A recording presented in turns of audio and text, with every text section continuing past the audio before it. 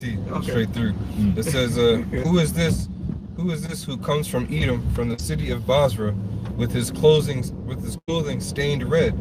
Why is this in royal robe? Who is this in royal robes, marching in his great strength? It is I, the Lord, announcing your salvation.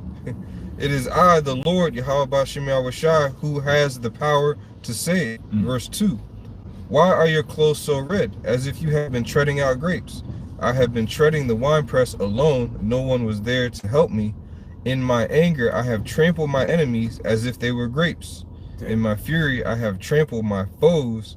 Their blood has stained my clothes. That reminds me of Luke said 12:49 or 12:47. Those who would not, they want me to reign over you. Bring them hither and slay them before me. It says, for the time has come, verse 4, for me to avenge my people, to ransom them from their oppressors. You know what's heavy about that? Salaki, brother. You know what's heavy about that? When somebody says, my people, that's a possessive pronoun. Definitely. That's a distinguishing act, saying like, I don't consider anybody else, but I'm concerned about particular people. You know, that in itself shows you Christians, you don't know the scriptures. You surely don't know the Lord. Because this is in an NLT, this is not the King James Version. Right. So he's getting even more, they even put it down to the layman's term, so to speak. So everybody can understand. We all speak common English now, right? So that's like your This is verse 5. It says, I was amazed to see that no one intervened to help the oppressed. So I myself stepped in to save them with my strong arm, and my wrath sustained me. I crushed the nations in my anger and made them stagger and fall into the ground, spilling their blood upon the earth. And that was the point, you know. Yeah, and it's war, because it says it, because the precept to that I did last night was on Revelation 19. It says, in righteousness he doeth make war. Right, judge and make war. So he's by the rights of being the King of Kings, he's calling his shot. You know, he's justified. Who's gonna say no, Lord, that's not nice? They're not doing that, right? Nobody. Right. Nobody's in the heavens rebuking the Lord saying, I don't think you should do it. No, they all listen, man. I gotta, like I told you, Gabar, you got angels who's coming from the far regions of the galaxies, creating things, are coming to see this coronation. All hands on deck. Every creation is coming to see the Lord be crowned in victory over his foe. So they're not. This is not gonna be this is gonna be the greatest party, the greatest scene, and that's ever created. Everybody's invited. Yeah. You know. All knees shall bow. All knees shall bow. Because when you analyze it, the Lord, when he said what he said to Pontius Pilate, it wasn't that time, and he knew it. But now he's coming back with the glory. He's been knighted by the Almighty. Say, go over there and fuck this people up. You think he's not gonna want that? It was another scripture I was thinking of. I go and see. Did it come off the phone? You know what? Oh, Slakia, there it is. Wisdom of Solomon 5 and you have something real quick? No, go ahead. All right. Wisdom of Solomon 5 and 15. It says, but the righteous live forevermore. Their reward also is with the Lord, and the care of them is with the Most High.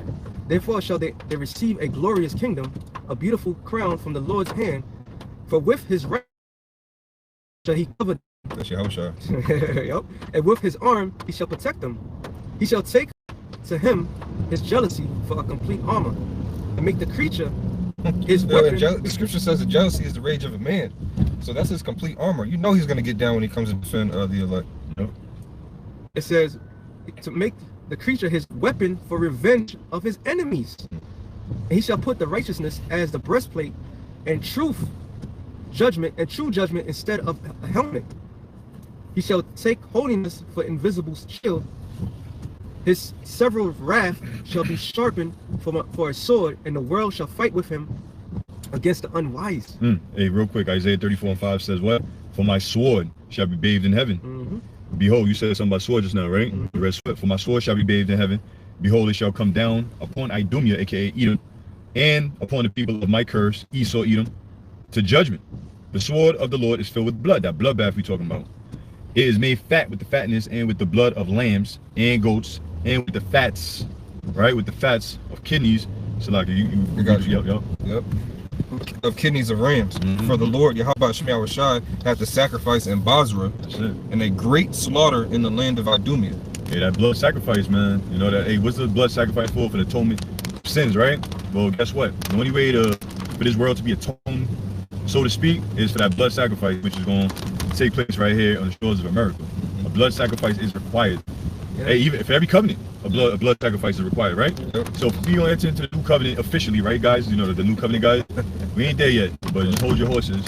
Yahweh Shai already shed his blood for that, and then furthermore, there's gonna be more bloodshed before we even establish the kingdom of heaven, and that bloodbath is gonna be here in Babylon, bro. You know, you can't imagine, because even before the nukes, we gonna see blood. Cause you know when the fire is gonna evaporate all the blood, right?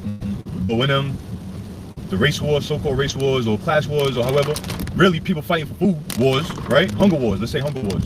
When them shits pop off, Egyptian against the Egyptian with sword in their hands, we gonna see a lot of blood. Yep. And guess what? Esau is getting ready for the next phase, bro. People think this shit is a joke. I was thinking about it this morning, that 2020 came and went, right? And a whole lot of things that was accomplished in 2020. People, you really think that's it? You really think Esau gonna stop at that? Hell no. Hell no. The second phase, or whatever the hell they come with, is gonna be blood. And a lot is gonna scare a lot of people into making irrational decisions. And we know, like you asked earlier about the we was talking about the sea here earlier.